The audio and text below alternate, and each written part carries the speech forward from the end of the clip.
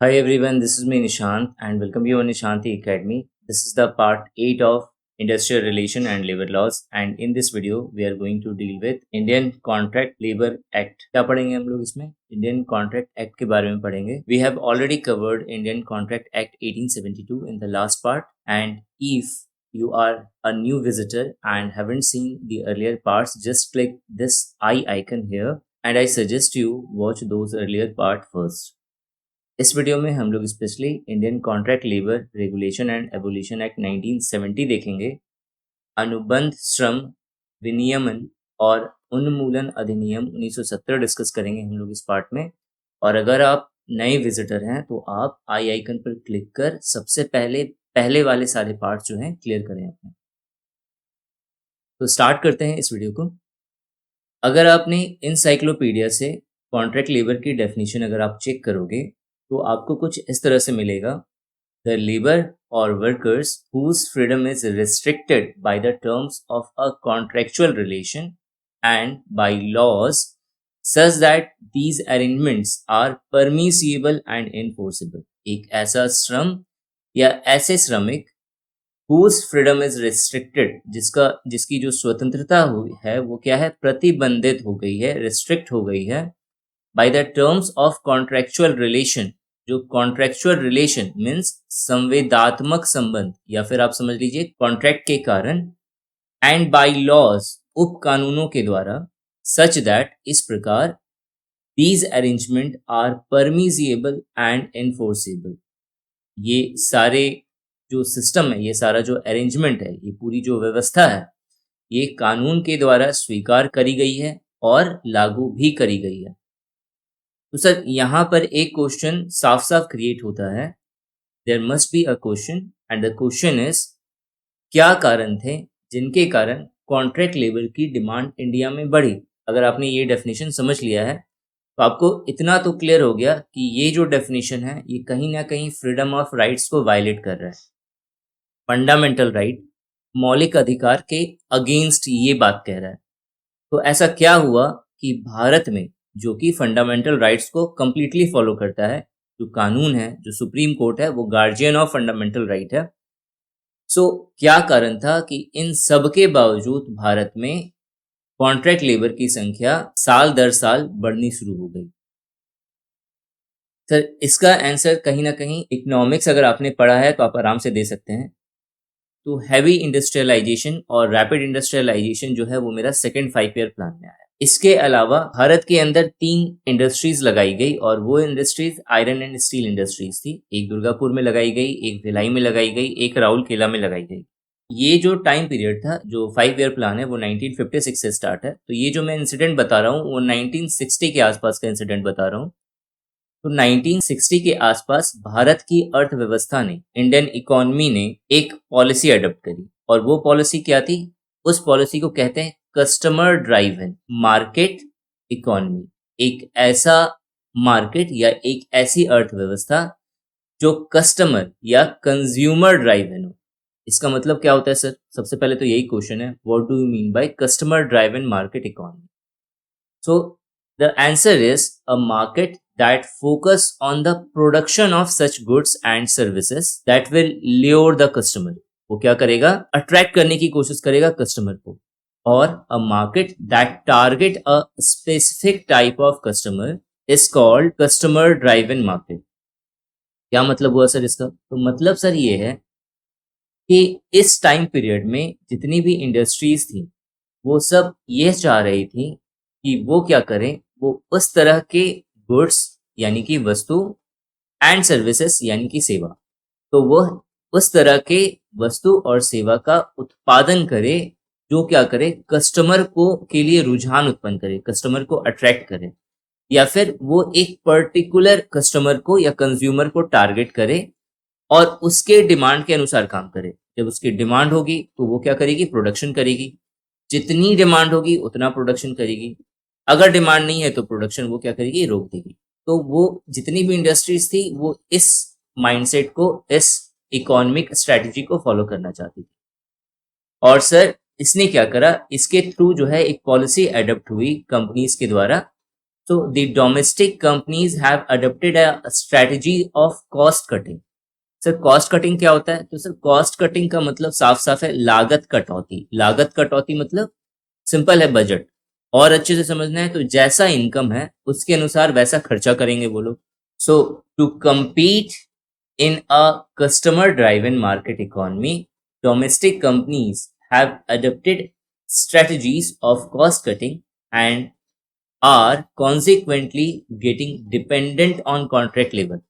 और यही कारण था कि वो कॉन्ट्रैक्ट लेबर पे डिपेंड हो गई। तो ग्राहक संचालित बाजार अर्थव्यवस्था में प्रतिस्पर्धा करने के लिए घरेलू कंपनियों ने लागत कटौती की रणनीति अपनाई और परिणाम स्वरूप अनुबंध श्रम पर निर्भर हो गई। परिणाम स्वरूप अनुबंध श्रम पर निर्भर हो गई, यहाँ पर होगा हो गई। और सर यहीं से कहीं ना कहीं मॉडर्न कॉन्ट्रैक्ट लेबर का कॉन्सेप्ट जो है वो सामने आया। सर अब तो यहाँ पे अगेन क्वेश्चन ये बनता है सर कि मॉडर्न कॉन्सेप्ट किसे कहते हैं, क्या होता है मॉडर्न कॉन्सेप्ट, और इससे पहले जो कॉन्ट्रैक्ट लेबर था उसका क्या कॉन्सेप्ट था। तो इससे पहले सर जो कॉन्ट्रैक्ट लेबर था उसका मतलब साफ साफ था कि आप गुलाम हो, आप दास हो। यहाँ से क्या हुआ, कॉन्ट्रैक्ट लेबर का मतलब चेंज हुआ। यहाँ से कॉन्ट्रैक्ट लेबर का मतलब ये हो गया कि इस तरह के वर्कमैन या इस तरह के वर्कफोर्स जो कॉन्ट्रैक्ट बेसिस पे काम करें। तो कॉन्सेप्ट ऑफ कॉन्ट्रैक्ट लेबर क्या था? सो अ वर्कमैन, एक ऐसा कामगार is deemed to be a contract labour. उसे डीम्ड टू बी का मतलब होता है समझा जाएगा, माना जाएगा। क्या माना जाएगा? कॉन्ट्रैक्ट लेबर माना जाएगा when he or she is hired in connection with the work. अगर वो हायर करा गया है एक काम के सिलसिले में और कॉन्ट्रैक्ट फॉर सर्विस और किसी सेवा के कॉन्ट्रैक्ट पर फॉर एन एस्टेब्लिशमेंट, एक एस्टेब्लिशमेंट के द्वारा। एस्टेब्लिशमेंट का मतलब यहाँ पर इंडस्ट्रीज है, कंपनीज है, उनके द्वारा जो है हायर किया गया है। कैसे हायर किया गया है? तो बाय और थ्रू अ कॉन्ट्रैक्टर, एक कॉन्ट्रैक्टर के द्वारा और अ कॉन्ट्रैक्टिंग एजेंसीज के द्वारा। एक कामगार को एक अनुबंध श्रमिक माना जाता है जब वह किसी ठेकेदार या अनुबंध एजेंसी के माध्यम से किसी प्रतिष्ठान में काम या सेवा के लिए अनुबंध के सिलसिले में काम पर रखा जाता है। तो सर यहां से मिडिलमैन का कॉन्सेप्ट जो है वो डेवलप होता है। तो मिडिलमैन सर होता क्या था? मिडिलमैन किसको कहते थे हम लोग? तो अब देखो, इसे समझने से पहले हम लोग ये जानते हैं कि जो इंडस्ट्रीज थी उसका मोटिव क्या था। So the prime motive behind hiring the labour on contract basis is to have greater flexibility in adjusting the size of workforce। जो वर्कफोर्स है, जो कामगार लोग हैं, जो श्रमिक हैं, उन सबका क्या करे कंपनी, क्या करे फ्लेक्सिबिलिटी रखे। किस चीज में? एडजस्टमेंट में। मतलब क्या हुआ? मतलब जब जरूरत हो तो वो वर्कर्स को हायर करे और जब जरूरत नहीं हो तो उस वर्कर को क्या कर दे? फायर कर दे। So in order to address occasional surge, occasional मतलब कभी कभार जो होता है, सर्ज का मतलब इंक्रीज होना, और स्लो डाउन का मतलब डिक्रीज होना इन डिमांड। तो जब डिमांड अचानक से अगर इंक्रीज होगी या फिर अचानक से डिक्रीज होगी तो कंपनी क्या कर सके? कंपनी उसके अकॉर्डिंग जो उनका वर्क फोर्स है उसे वो क्या कर सके? एडजस्ट कर सके। और यही जो है कंपनी का प्राइम मोटिव था जिसके कारण इंडिया में ज्यादा से ज्यादा कॉन्ट्रैक्ट लेबर जो है वो बढ़ने शुरू हुए। जब ये इंडस्ट्रियलाइजेशन का दौर था, हमने ऑलरेडी पढ़ लिया कि ये सेकेंड 5 ईयर प्लान की बात चल रही है यहाँ पे। तो during the earlier period of industrialisation, जब आई स्टार्टिंग में, तो industrial establishment were plagued with problems of labour recruitment. तो उन्हें क्या हुआ? बहुत प्रॉब्लम हुआ। Plagued with problems of labour recruitment मतलब किस तरह के लेबर चाहिए वो मिल ही नहीं रहे थे। तो हुआ क्या? अब पहले आप ये समझो कि जब भी इंडस्ट्री सेटअप होगी इंडिया में तो ये तो 99% ये पॉसिबल है कि वो लोकल इंडस्ट्री नहीं होगी, वो फॉरेन की कंट्रीज होगी। फॉरेन कंट्रीज से वो सारी इंडस्ट्रीज आएगी। तो उन्हें जो है वो इस बिहाव पर आएगी कि उन्हें एक अच्छा स्किल्ड श्रमिक मिले, वर्कफोर्स मिले, एक अच्छा प्लेस मिले, सारी सुविधाएं मिले, तभी जो है वो एक इंडस्ट्री जो है सेटअप होगी। लेकिन जब वो स्टार्टिंग में इंडिया आई तो उन्होंने क्या करा, उन्होंने कुछ प्रॉब्लम्स फेस करना शुरू करे। कौन कौन से प्रॉब्लम थे सर? तो लो स्टेटस ऑफ फैक्ट्री वर्कर, जो फैक्ट्री वर्कर था उनका लो स्टेटस था, बहुत लो स्टेटस। अब सर ये लो स्टेटस समझ में नहीं आ रहा है, लो स्टेटस ऑफ फैक्ट्री वर्कर मतलब क्या हुआ? अब देखो, इसे समझाने के लिए मैं सिर्फ आपको एक डाटा देता हूँ जो यूपीएससी के अकॉर्डिंग बहुत इंपॉर्टेंट होता है। फैक्ट्स बेस्ड कोई भी अगर बात हो रही हो ना, उसे ध्यान से सुनना, क्योंकि वो यूपीएससी के टर्म में, क्योंकि यूपीएससी फैक्ट पर काम करता है, ठीक है, कुछ फालतू बातें नहीं। तो फैक्ट के अकॉर्डिंग वो सारी बहुत इंपॉर्टेंट हो जाती है, आपके आरटी में भी इंपॉर्टेंट होंगी ये सारी चीजें, और इंटरव्यू में तो समझ लो कि 100% चांसेस है, क्योंकि वो चीजें पूछती है उस तरह से कि आपको कितना डीप नॉलेज, आप कितना जानते हो उस टॉपिक के बारे में। तो लो स्टेटस ऑफ फैक्ट्री वर्कर हम इस तरीके से समझ सकते हैं कि ये जो पीरियड था वो 1961 का समय था। और अगर हम लिटरेसी रेट देखें इस समय 1961 से 1970 का जो टाइम पीरियड है, इसमें अगर मैं टोटल लिटरेसी रेट की बात करूं, तो जो इंडिया का लिटरेसी रेट था वो सिर्फ 45.96% था। और वही अगर मैं फीमेल लिटरेसी रेट की बात करूं, तो वो सिर्फ सर 20%, यानी 15% टू 20% के आसपास था। तो आप समझ लीजिए कि जिस कंट्री का लिटरेसी रेट इतना डाउन है, 50% भी नहीं है, तो उस कंट्री के अंदर आप क्या एक्सपेक्ट कर सकते हैं कि किस तरह का स्टेटस होगा। ऑब्वियस है कि हमें स्किल्ड वर्कर्स तो मिलने वाले नहीं थे, हमें अनस्किल्ड ही मिलेंगे, ठीक है, ऊपर से हाइजेनिक नहीं होंगे, उसके ऊपर भी उनका लाइफ स्टाइल होगा वो बहुत ही डाउन कैटेगरी का होगा, ठीक है। बिहारी भाषा में अगर बात करें तो बस पिए हुए होंगे और जहां काम करना है वहीं पे लेटे हुए भी होंगे। क्लियर हो गया यहाँ पे? तो जो प्रॉब्लम फेस हो रही थी, एक तो लो स्टेटस ऑफ फैक्ट्री वर्कर्स थे, दूसरा लैक ऑफ लेबर मोबिलिटी, जो लेबर मोबिलिटी था उसकी कमी थी सर। क्वेश्चन बनता है, सर ये लेबर मोबिलिटी क्या होता है? So labour mobility means when industry needs labour और workers only at that time there must be an availability of workers. एक ऐसा टाइम पीरियड जब लेबर की आवश्यकता है किसी इंडस्ट्रीज को, ठीक उसी समय लेबर को प्रोवाइड करवाना। जैसे आपने देखा है, अगर आप एक घर बना रहे हैं तो उस सिचुएशन में होगा क्या, सपोज जब आपने दीवार खड़ा करना था तो आपने क्या गए, आप मार्केट गए, मार्केट में आपने देखा कि वर्कर्स बहुत ज्यादा हैं, श्रमिक बहुत ज्यादा है, लेबर बहुत ज्यादा है, आपने क्या करा, कुछ लेबर्स को वहां से हायर कर लिया और अपना दीवार खड़ा कर लिया। फिर प्लास्टर करने का समय आया तो उस समय फिर से बुला लिया। तो अब ऐसा तो नहीं हो सकता ना, दीवार खड़ा करने से प्लास्टर करने तक के बीच का गैप जिसमें आपने काम नहीं करवाया, आप उसमें उन वर्कर्स को सैलरी पे कर रहे थे, ऐसा तो नहीं हो सकता, पॉसिबल ही नहीं है ये करना, ठीक है। तो क्या है कि जब हमें जरूरत हो वर्कर्स की, उस समय वर्कर्स अवेलेबल हो जाए, और जब हम उन्हें जाने को कहें तो वो चले भी जाएं आराम से, तो इसी को कहते हैं लेबर मोबिलिटी। तो लेबर मोबिलिटी की सर बहुत कमी थी उस टाइम पीरियड पे। नेक्स्ट क्या है, कास्ट एंड रिलीजियस टैबू, ये तो समझाने की जरूरत नहीं है, इंडिया में बहुत पहले से चला आ रहा है कास्ट एंड रिलीजियस टैबू का केस। चौथा क्या है, लैंग्वेजेस, भाषा का भी इशू है कि इंडस्ट्रीज का जो एम्प्लॉयर है वो जानता है कुछ और भाषा, ठीक है, और वहां के वर्कर्स कुछ और भाषा में बात कर रहे हैं। तो हुआ क्या सर, एक ऐसे व्यक्ति या एक ऐसे पर्सन की नीड थी जो इन सारे इशू को क्या करे, एनकाउंटर कर सके, और इंडस्ट्री के अंदर जो एम्प्लॉयर है, जो मैनेजमेंट है, और जो एम्प्लॉय है यानी कि जो वर्कर है, इन दोनों के बीच एक कोऑर्डिनेट की तरह काम कर सके, एक कोऑर्डिनेटर बन सके। और सर यहीं से मिडिल मैन का कॉन्सेप्ट स्टार्ट हुआ। इसी को हम लोग मिडिल मैन कहते हैं, इसी को हम लोग हिंदी में बिचौलिया कहते हैं, इसी को कॉन्ट्रैक्टर कहते हैं। तो जो कॉन्सेप्ट है कॉन्ट्रैक्टर का वो यही है। तो सर जो वर्कमैन था, अब वर्कमैन वो डायरेक्टली इस्टेब्लिशमेंट के द्वारा रिक्रूट नहीं हो रहा था। वो कैसे हो रहा था सर? वो सबसे पहले वर्कमैन किसके अंडर था? तो मिडिलमैन या कॉन्ट्रैक्टर के अंदर अंडर में था। और जो स्टेब्लिशमेंट है, किसी भी तरह की इंडस्ट्री है, इसे जब वर्कर्स की आवश्यकता होती थी तो वो सिंपल वो मिडिल मैन को कॉन्टेक्ट करती थी, वो कॉन्ट्रैक्टर को कॉन्ट्रैक्ट करती थी और ये जो कॉन्ट्रैक्टर है ये वर्कर्स को अवेलेबल करवाता था। तो ये सिस्टम बन गया।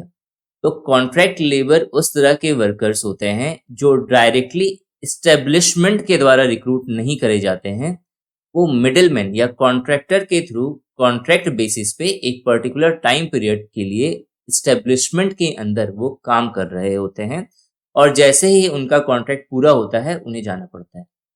क्लियर हो गया यहाँ तक modern concept of contract labour.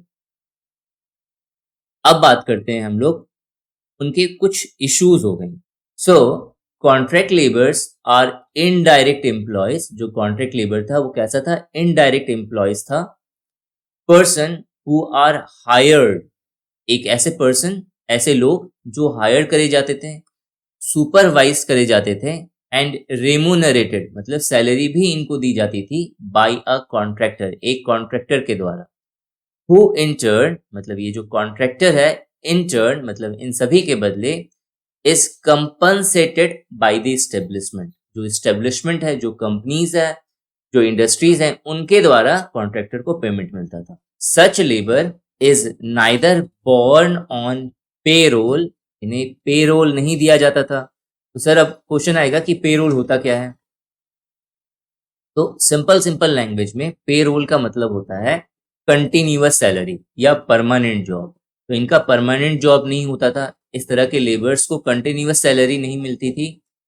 Nor on muster roll. अब सर ये मस्टर रोल क्या होता है? मस्टर रोल कहते हैं हम लोग रजिस्टर्ड एम्प्लॉय को। मतलब अगर कोई एम्प्लॉय रजिस्टर्ड हो गया है कंपनी के अंदर तो वो मस्टर रोल है के अंदर आता है, लेकिन ये सब मस्टर रोल के अंदर या उनका बेनिफिट नहीं ले सकते थे।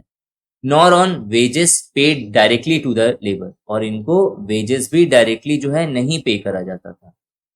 अब ये जो पूरी लाइंस है ये report of the national commission on labour 1969 के अंदर मेंशन है, मैंने वहां से उठाया है इसे। सो अनुबंध श्रम अप्रत्यक्ष कर्मचारी हैं, एक ठेकेदार द्वारा काम पर रखे गए हैं। पर्यवेक्षण और परिश्रमिक वाले व्यक्ति हैं जो बदले में प्रतिष्ठान द्वारा मुआवजा दिया जाता है, जिन्हें होगा यहाँ पे, जिन्हें बदले में प्रतिष्ठान द्वारा मुआवजा दिया जाता है। इस तरह का लेबर ना तो पेरोल पर और ना ही मस्टर रोल पर वहन किया जाता है और ना ही सीधे लेबर को, लेबर का नहीं होगा यहाँ पे, ना ही सीधे वेजेस का भुगतान किया जाता है। यहाँ पर हिंदी थोड़ी सी डाउन है, आप करेक्ट कर लीजिएगा, मैं हिंदी में समझाता हूँ। तो हिंदी वाले स्टूडेंट जो है अगर वो साथ में नोट्स बना रहे हैं तो बेटर होगा। अब देखिए हुआ क्या, अब ये जो इंडस्ट्रियल वर्कर्स थे, अब इनको कुछ इश्यूज का सामना करना पड़ा। क्या था? This segment of industrial workers suffers from anxiety of job security. अब ऑब्वियस है कि सर जॉब सिक्योर नहीं है इनकी, एक जगह पे काम पकड़ लिए तो कुछ ना कुछ समय के बाद इनका काम क्या होगा, वहां पे खत्म होगा, सैलरी मिलनी बंद हो जाएगी। तो हमेशा एक चिंता होगी कि दूसरी बार काम मिलेगा कि नहीं मिलेगा। दूसरा है लैक ऑफ सोशल सिक्योरिटी। अब सोशल सिक्योरिटी का भी इशू हो गया कि अगर काम करते समय किसी को कुछ हो जा रहा है तो मुआवजा कौन देगा, क्योंकि ये तो कंपनी के अंदर नहीं है ना, तो कंपनी तो इस बात को मानेगी नहीं कि ये मेरा वर्कर है। दूसरा बचा कॉन्ट्रैक्टर, कॉन्ट्रैक्टर तो वहां है ही नहीं जो ये बोल सके कि सर ये काम करते समय जो है इसकी हालत खराब हुई है। कॉन्ट्रैक्टर कहीं और है, वर्कर कहीं और है और एम्प्लॉयर कहीं और है। तो चीजें क्या हो गई, यहाँ पे सोशल सिक्योरिटी का बहुत बड़ा इशू आ गया। तीसरा क्या हुआ, एक्सप्लॉयटेशन सर जोरों पे होना शुरू हो गया। So exploitation in the hand of contractor. अब कॉन्ट्रैक्टर के हाथ में सारी चीजें हो गई। अब वो क्या करता था, वो वर्कर से कुछ भी करवा सकता था पैसे के बदले। क्यों? क्योंकि पहले काम खत्म करेगा फिर उसे पैसे मिलेंगे। अब ये कॉन्ट्रैक्टर पर डिपेंड होता था कि जो है वो उसी समय काम खत्म होने के बाद इसे पैसे दे, या फिर on the behalf of giving that salary ही will ask him to do something else. वो क्या करे, कुछ और भी बोले कि नहीं तुम्हें ये भी करके दो मुझे, तब जाके मैं तुम्हें सैलरी दूंगा। लो वेजेस का भी इशू था। अगर किसी की तबियत खराब है और किसी ने कम काम करा तो उस समय जो है वो तुरंत उसकी सैलरी क्या करेगा, काट लेगा, क्योंकि कॉन्ट्रैक्टर तो सीधे सीधे सर वो अपना प्रॉफिट देखेगा। वो एक नॉर्मल इंडिविजुअल है और हर इंडिविजुअल का सर एक माइंड सेट है कि मुझे अपना प्रॉफिट देखना है। तो लो वेजेस का बहुत बड़ा सीन था यहाँ पे। अनइक्वल ट्रीटमेंट, ये भी बहुत बड़ा इशू है कि अगर वो किसी कंपनीज में काम कर रहे हैं तो जो रेगुलर पेई हैं और जो इरेगुलर पेई हैं यानी कि कॉन्ट्रैक्ट लेबर, इनके बीच में सर भेदभाव बहुत ज्यादा होता था। तो और साथ में unequal treatment bye trade union, क्योंकि ट्रेड यूनियन जो है सर वो इंडस्ट्री से डायरेक्ट कांटेक्ट में है, और जो है ये तो जो है ये वर्कफोर्स एक ऐसा वर्कफोर्स है जो इंडस्ट्रीज जो मानने को ही तैयार नहीं है कि ये जो है मेरे अंडर काम कर रहा है, तो यहाँ पे अनइक्वल ट्रीटमेंट तो स्वाभाविक है, होगा ही। And often abusive behaviour of the permanent workers and supervisor, तो जो सुपरवाइजर है और जो परमानेंट वर्कर है इनके द्वारा बहुत ही एब्यूजिव बिहेवियर के साथ इन्हें ट्रीट करा जाता था, बहुत ही माइनर ट्रीट करा जाता था इन्हें। कॉन्सिक्वेंटली डेवलप्स रिबेलियस फीलिंग, और जिसने क्या करा, धीरे धीरे करके एक रिबेलियस फीलिंग पैदा करना शुरू कर दिया, एक तरह की भावना शुरू कर दी, विद्रोही भावना जो है पैदा करनी शुरू कर दी कॉन्ट्रैक्ट वर्कर्स के अंदर। और सर यही कारण था कि गवर्नमेंट को फिर जंप करना पड़ा। So in the second 5-year plan, the Planning Commission stressed the need of improvement in the working condition of contract labor and thus recommended for a special treatment to the contract labor so as to ensure them continuous employment where it is not possible to abolish such type of labor. तो अब government ने क्या करा second 5-year plan में, उन्हें लगा कि इन्हें सिक्योरिटी देना बहुत जरूरी है, तो उन्होंने क्या करा, उन्होंने स्पेशल ट्रीटमेंट करनी शुरू करी। सो द्वितीय पंचवर्षीय योजना में योजना आयोग ने अनुबंध श्रम की कार्य स्थितियों में सुधार की आवश्यकता पर बल दिया और इस प्रकार अनुबंध श्रम को एक विशेष उपचार के लिए सिफारिश की ताकि उन्हें निरंतर रोजगार सुनिश्चित किया जा सके। यहाँ उनका होगा, उनका निरंतर रोजगार सुनिश्चित किया जा सके जहां इस प्रकार के उन्मूलन संभव नहीं था श्रम का, और जहां पे इस तरह का उन्मूलन, इस तरह की जाति ना हो सके, इस बात का ध्यान रखा गया। So it was discussed at various meeting of tripartite committee. Sir अब बहुत इंपॉर्टेंट है ये ट्रिपरटाइट कमेटी, एटलीस्ट आपको पता होना चाहिए ये ट्रिपरटाइट कमेटी होती क्या है और साथ में कब आई।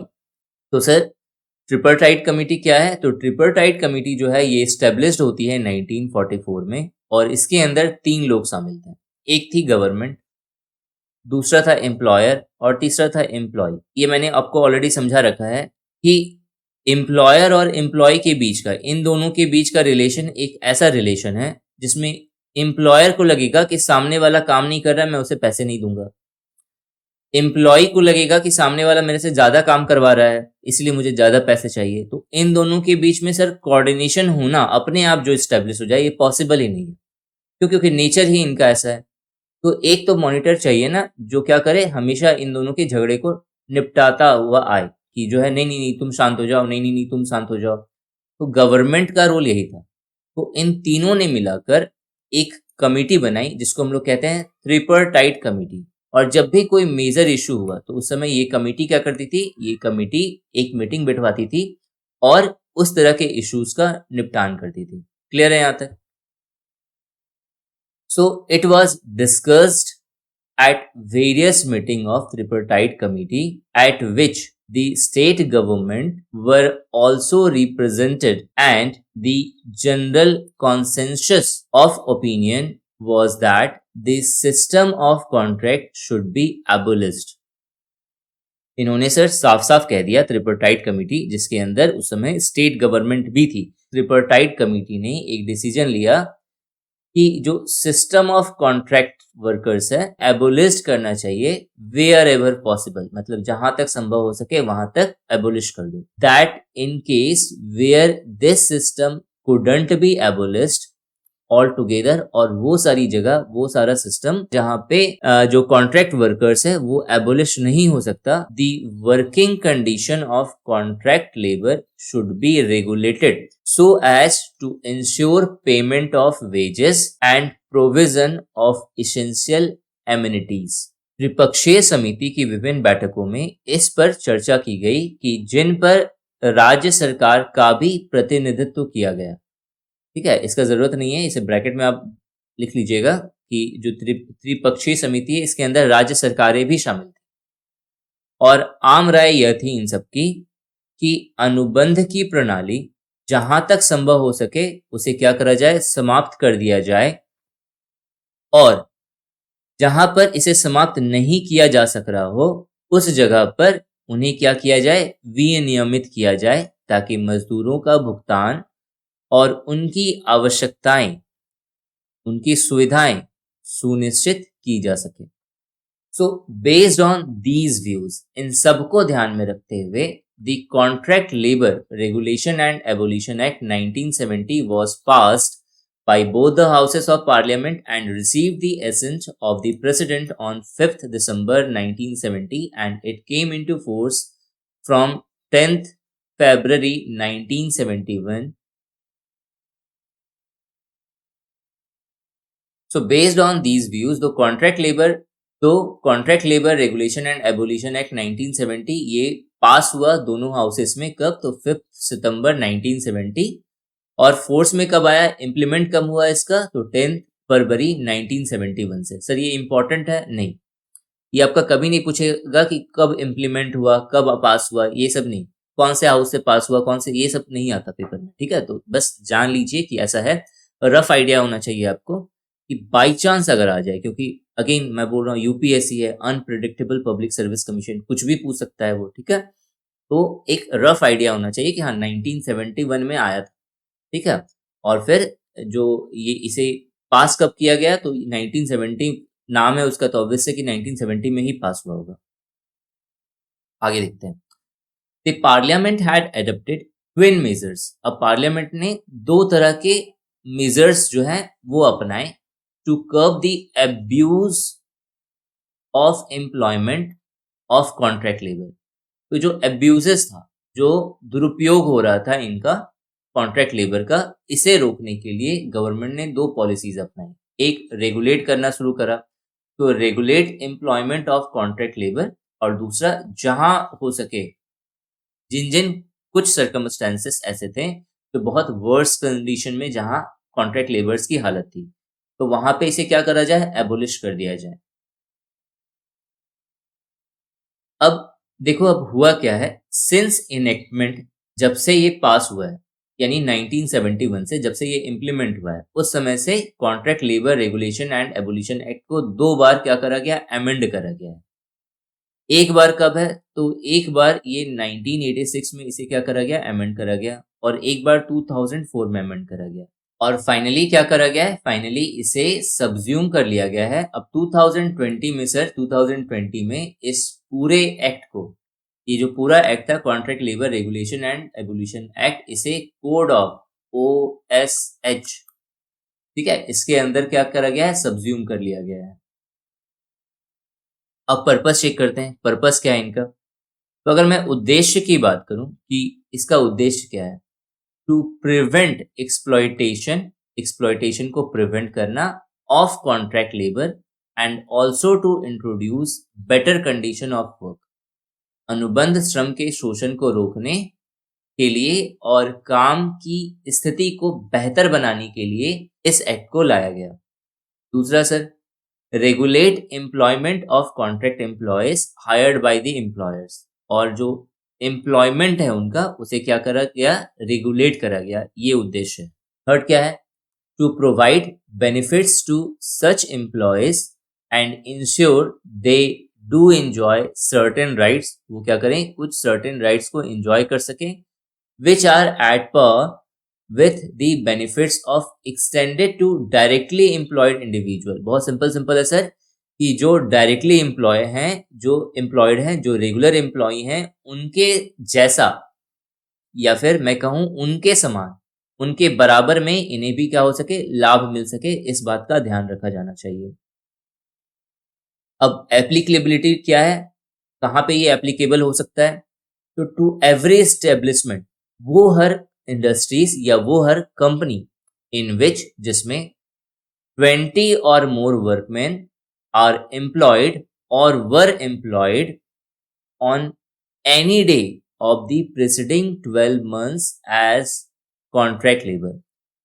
ऐसा कोई भी एस्टेब्लिशमेंट है, एस्टेब्लिश का मतलब अगेन मैं बता रहा हूं, कोई भी इंडस्ट्री या कोई भी कंपनी, चाहे वो गवर्नमेंट की हो, चाहे वो प्राइवेट हो, चाहे वो पब्लिक हो, कुछ भी, तो कोई भी ऐसा एस्टेब्लिशमेंट, कोई भी ऐसी कंपनी, कोई भी ऐसी इंडस्ट्री जहां पे मिनिमम कम से कम 20 होने चाहिए वर्कर्स, 20 से ज्यादा भी हो सकते हैं, तो ये एम्प्लॉयड हो एज अ कॉन्ट्रैक्ट लेबर, या फिर पिछले कितने महीने से, 12 महीने से, पिछले 12 मंथ से सर एक भी दिन, अगर वो एम्प्लॉयड है एज अ कॉन्ट्रैक्ट लेबर किसी भी कंपनी में, तो वहां पर ये लॉ एप्लीकेबल है, ये एक्ट एप्लीकेबल है। दूसरा क्या है सर, टू एवरी कॉन्ट्रैक्टर, हर तरह का contractor, who employs or who employed on any day of the preceding 12 months 20 or more workmen। Same है, कोई भी ऐसा कॉन्ट्रैक्टर जिसके अंडर 20 या उससे ज्यादा वर्कमैन है, उससे ज्यादा कॉन्ट्रैक्ट लेबर है, और वो पिछले 12 महीनों में कोई भी दिन, या तो 12 के 12 महीने पिछले साल से ही करा आ रहा है, या फिर पिछले साल में कोई भी एक भी दिन अगर उसने 20 या 20 से ज्यादा वर्कमैन या कॉन्ट्रैक्ट लेबर के साथ काम करा है, कोई भी कॉन्ट्रैक्टर, तो वहां भी ये क्या होगा, वहां भी ये एक्ट एप्लीकेबल होगा। Central and the state government are also empowered to apply the provision of the act to any establishment or contractor employing less than 20 as contract labor। कोई भी सेंट्रल गवर्नमेंट हो या स्टेट गवर्नमेंट हो, अगर यहां भी अगर इस तरह की चीजें हैं, ठीक है, तो यहां भी क्या होगा, वो सारी सुविधाएं यहां भी मिलेगी।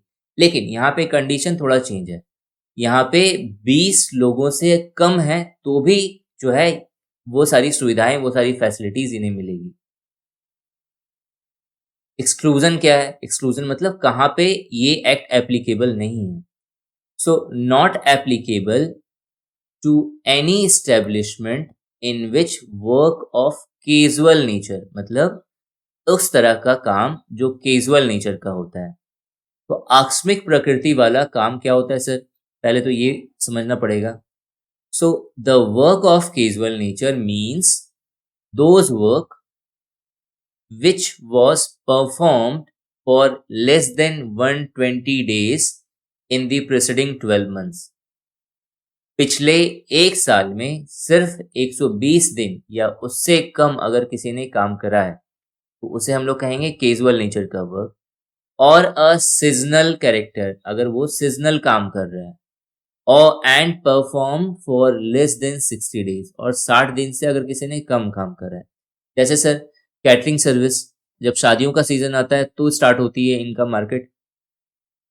फसल की बुआई का और उसकी कटाई का, शोविंग और हार्वेस्टिंग के समय जिस किसानों को रखा जाता है, उनके लिए ये एक्ट एप्लीकेबल नहीं है, मतलब वहां पे ये एक्ट काम नहीं करेगा। या फिर आप देखो दिवाली के समय में जो घर पेंट करने वाले वर्कर्स आते हैं, ठीक है, उन सब जगहों पे ये सारी चीजें एप्लीकेबल नहीं होंगी। अब देखो, अब क्या हुआ कि इस पूरे एक्ट को एप्लीकेबल बनाने के लिए बोर्ड बनाए गए, एडवाइजरी बोर्ड जिसे कहते हैं। अब ये एडवाइजरी बोर्ड दो तरह का था, एक सेंट्रल लेवल का था, एक स्टेट लेवल का था। तो central government to constitute central advisory contract labour board and state government constitute state advisory labour board.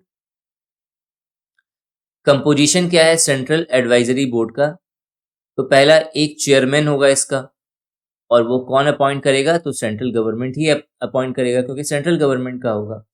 एक ex officio chief labour commissioner appoint करा जाएगा, और such number of members not exceeding 17, और 17 से 11 के बीच। सो स्टेट एडवाइजरी बोर्ड ये भी सेम है, उसी तरह से एक चेयरमैन अपॉइंट करा जाएगा जो सेंट्रल गवर्नमेंट के द्वारा ही होगा। स्टेट एडवाइजरी बोर्ड में भी जो चेयरमैन होगा वो सेंट्रल गवर्नमेंट ही अपॉइंट करेगी, ये पूछा जा सकता है आपसे, ठीक है। दूसरा बी द लेबर कमिश्नर, एक लेबर कमिश्नर होगा जो एक्स ऑफिशियो होगा, और अगर वो एब्सेंस है, अगर वो नहीं है, तो उस केसेस में कोई भी अदर ऑफिसर्स जिसे नॉमिनेट कर दिया जाए। और ये कौन करेगा? तो बाय स्टेट गवर्नमेंट करेगा ऑन दिस बिहाफ। तीसरा क्या है? सच अदर मेंबर्स, जो 11 से 9 के बीच में इसके अंदर और भी अदर मेंबर्स होंगे। अब स्टेब्लिशमेंट क्या होता है, ये बहुत इंपॉर्टेंट है सर। स्टेब्लिशमेंट क्या होता है? सो एनी ऑफिस और डिपार्टमेंट ऑफ गवर्नमेंट और अ लोकल अथॉरिटी, ठीक है, किसी भी तरह का ऑफिस या डिपार्टमेंट गवर्नमेंट का हो या किसी लोकल अथॉरिटी का हो, तो उसे हम लोग क्या कहेंगे? एस्टेब्लिशमेंट कहेंगे। दूसरा, एनी प्लेस, कोई भी place where any industries, trade, businesses, manufacture और ऑक्यूपेशन इज कैरिड ऑन। ठीक है, कोई भी ऐसा प्लेस जहाँ पे कोई इंडस्ट्री हो, चाहे वहां पे किसी तरह का ट्रेड हो रहा हो, व्यापार हो रहा हो, किसी तरह का बिजनेस हो रहा हो, किसी तरह का मैन्युफैक्चरिंग निर्माण हो रहा हो, या फिर ऑक्यूपेशन मतलब किसी तरह का ऑक्यूपेशनल वर्क हो रहा हो, तो ये सारी चीजों पे ये जो है, ये जो लॉ है वो एप्लीकेबल है। सेक्शन 21E के अंदर एस्टेब्लिशमेंट आता है। नेक्स्ट है प्रिंसिपल एम्प्लॉयर कौन होता है। सो पहला क्या पॉइंट है? In relation to any office और डिपार्टमेंट ऑफ गवर्नमेंट और any local authority, the head of that office or department or such other offices as the government or the local authority, as the case may be, may specify in this behalf। मतलब क्या हुआ sir? सरकार या स्थानीय प्राधिकारी के किसी कार्यालय या विभाग के संबंध में उस कार्यालय या विभाग के प्रमुख या सरकार या स्थानीय प्राधिकारी के रूप में इस तरह के अन्य अधिकारी जैसा भी मामला हो इस संबंध में निर्दिष्ट कर सकते हैं।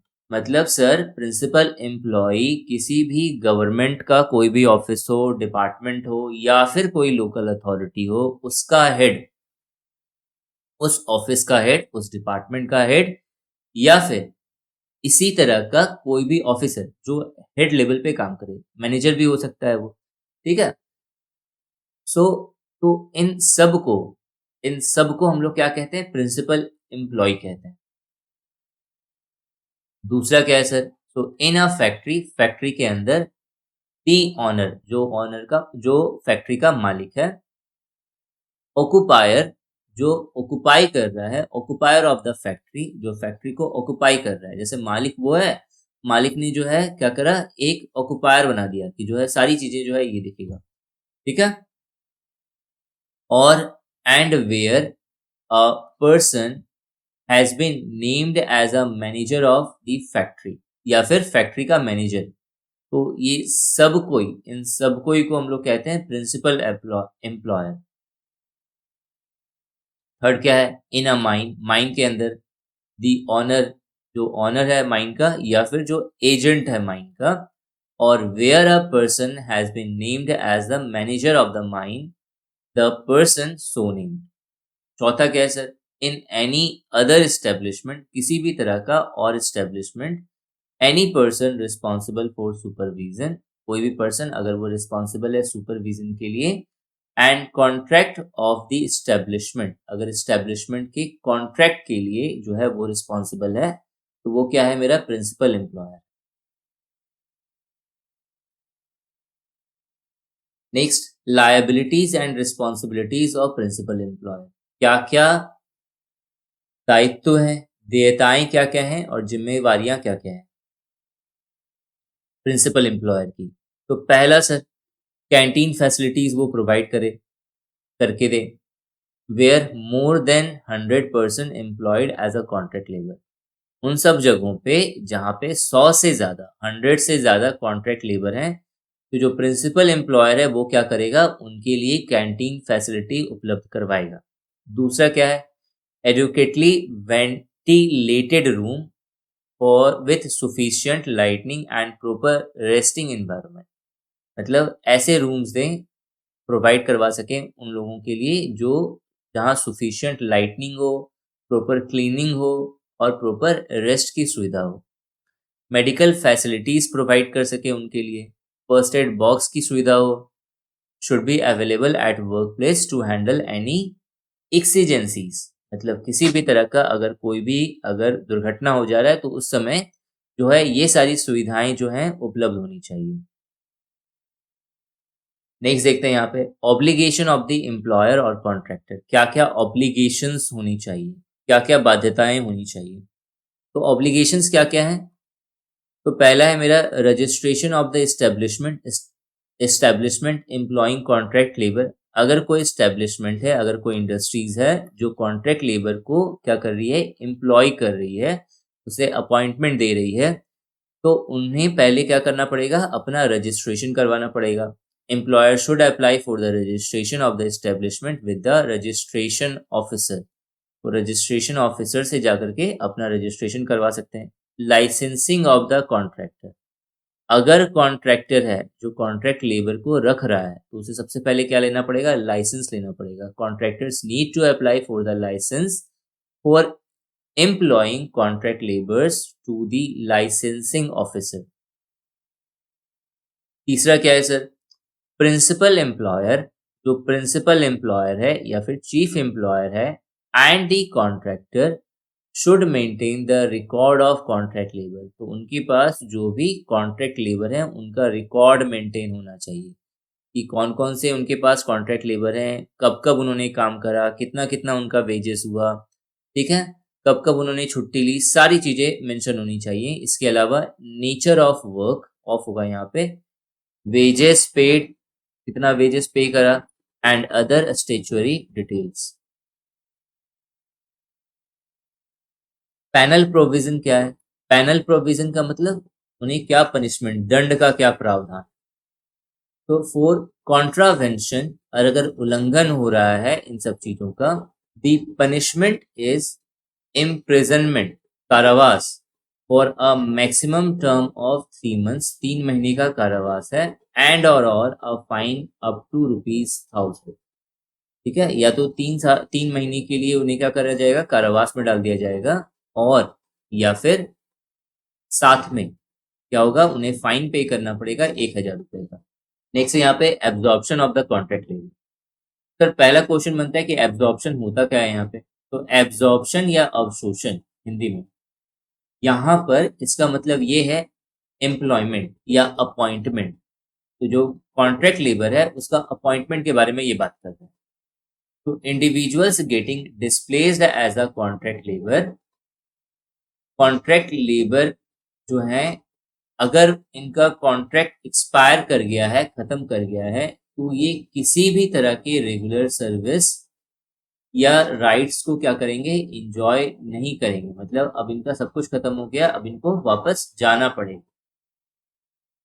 दूसरा क्या है, the principal employer is not under automatic obligation to absorb contract employ, जो प्रिंसिपल एम्प्लॉयर है कंपनी का, वो क्या करेगा, is not under automatic obligation, मतलब अब उसके ऊपर दायित्व तो नहीं है टू एब्सॉर्ब कॉन्ट्रैक्ट एम्प्लॉयज, कि वो अपॉइंटमेंट दे, वो एम्प्लॉयमेंट दे, किसको, कॉन्ट्रैक्ट एम्प्लॉयज को, या प्रिंसिपल एम्प्लॉयर का को लेना देना नहीं है कि उससे, कि अब जब कॉन्ट्रैक्ट खत्म हो गया तो वो साफ साफ कहेगा तुम्हारा कॉन्ट्रैक्ट खत्म हो गया तुम जाओ।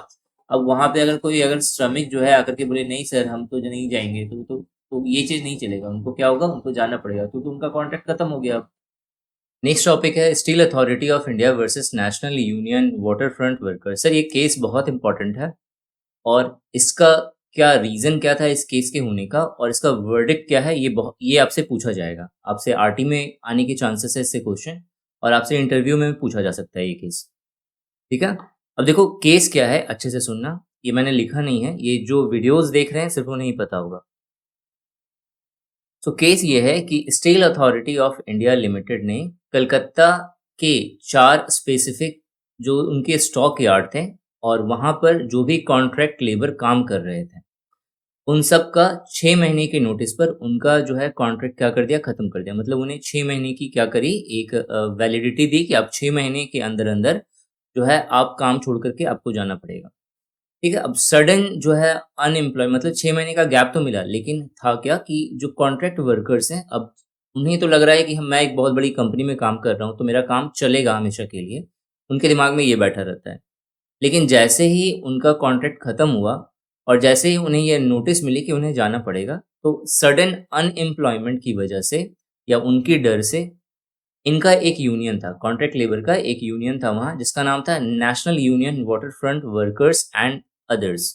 इन्होंने क्या करा, इन्होंने सुप्रीम कोर्ट में एक पिटीशन डाल दी इसके अगेंस्ट।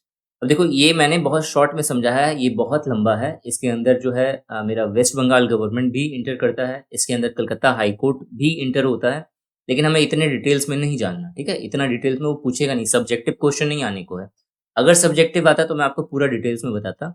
आईएएस का पेपर होता तो आपको पूरे अच्छे से समझा देता, लेकिन इतना डिटेल्स में नहीं पूछता है, तो आपको सिर्फ इसका इसका रीजन क्या था और फाइनल सुप्रीम कोर्ट का वर्डिक्ट क्या है, ये 2 चीजें इंपॉर्टेंट है और सिर्फ मैं आपको वही बता।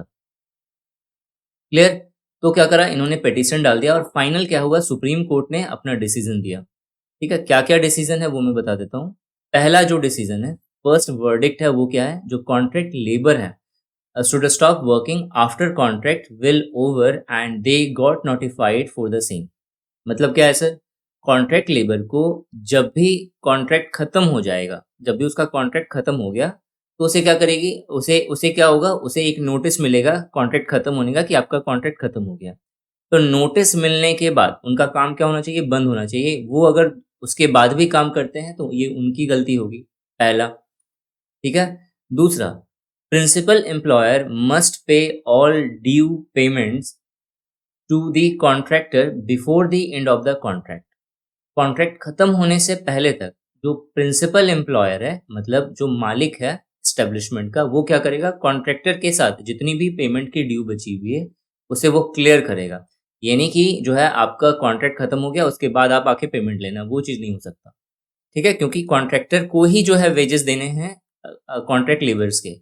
तो अगर इनके पास पैसा ही नहीं होगा तो ये देंगे कैसे? तो कंप्लीटली क्या होगा, एक्सप्लॉइटेशन करना शुरू करेंगे वेजेस जो वर्कर्स हैं उनका। तो इसी कारण से जो है ये वर्डिक्ट लाया गया। तीसरा क्या था, जो प्रिंसिपल एम्प्लॉयर हैं can not demand work after the abolition of contract. Contract खत्म होने के बाद जो प्रिंसिपल एम्प्लॉयर है, जो एस्टेब्लिशमेंट का मालिक है, वो दोबारा काम करने की डिमांड नहीं कर सकता। वो बोल नहीं सकता कि जो है आपका कॉन्ट्रैक्ट खत्म हो गया, हमें उससे मतलब नहीं है, आपका ये काम बचा हुआ है, आपको ये करके जाना है, ये नहीं बोल सकता वो। क्लियर? चौथा क्या है, जो कॉन्ट्रैक्टर जो है, कॉन्ट्रैक्टर वर्कर्स, कॉन्ट्रैक्ट वर्कर होगा यहाँ पे, और वर्कर्स कर लो तो ज़्यादा बेटर होगा। Contract workers and contractor are free to engage engage in होगा इन एनी अदर वर्क। ठीक है? एनी अदर वर्क और कॉन्ट्रैक्ट। माफ करिएगा, ये थोड़ा मिस्टेक हो गया है लिखने में। तो चौथा वाला ये क्या कह रहा है, चौथा वाला ये कह रहा है कि जो कॉन्ट्रैक्ट वर्कर्स हैं और जो कॉन्ट्रैक्टर होगा, तो एक बार जब किसी के साथ कॉन्ट्रैक्ट खत्म हो गया तो वो दूसरा कहीं भी कॉन्ट्रैक्ट कर सकता है या फिर काम कर सकता है। उसके लिए वो इंडिपेंडेंट है, उसे फिर डिपेंडेंट नहीं रहना कि जो है कॉन्ट्रैक्ट खत्म हो गया फिर कहीं से कुछ नोटिस ना आ जाए, ऐसा कुछ नहीं। ठीक है? एक बार कॉन्ट्रैक्ट खत्म, नोटिस मिल गया, वो कहीं और काम पकड़ सकता है। तो ये वर्डिक्ट थी, ये इसका हिंदी वर्जन है, जस्ट रीड वन टाइम। अब मैंने आपको बोला था कि मैं आपको जो है इस पे बेस्ड जो है कुछ और क्वेश्चंस करवाऊँगा। तो ऑलरेडी वीडियोज़ काफ़ी लंबी हो गई है, तकरीबन 1 घंटे की वीडियो हो चुकी है। तो मैं आपको अलग से, ये चैप्टर बहुत इंपॉर्टेंट है, तो इसका मैं ऑब्जेक्टिव क्वेश्चंस तकरीबन 40 के आस-पास टोटल क्वेश्चन होने चाहिए मुझे लगता है। तो मैं उसका आपको एक पीडीएफ प्रोवाइड करूँगा टेलीग्राम चैनल पे, तो आप वहाँ से उसे डाउनलोड करके एक बार प्रैक्टिस कर लीजिएगा। बाकी जैसे ही सीरीज़ खत्म होती है और 2-3 पार्ट्स में वीडियोज़ और 3-4 पार्ट्स होगी इसकी, और उसके बाद जो है ये पूरी सीरीज़ खत्म हो जाएगी industrial relation and labour laws की। Social security in in India ये बचा हुआ है, ये मैं 20 के बाद स्टार्ट करूँगा, 20 दिसंबर के बाद। तो मैं इसका पीडीएफ दे दूँगा आपको, और जब ये सीरीज़ खत्म हो जाएगी industrial relation and labour laws की, तो फाइनल में हम लोग क्या करेंगे, 100 क्वेश्चंस का एक सेट है, वो एज़ अ रिवीजन जो है हम लोग करेंगे, जो इसका फाइनल पार्ट होगा और कुछ दिन के बाद आएगा। So thanks for watching and wish you good luck for your paper.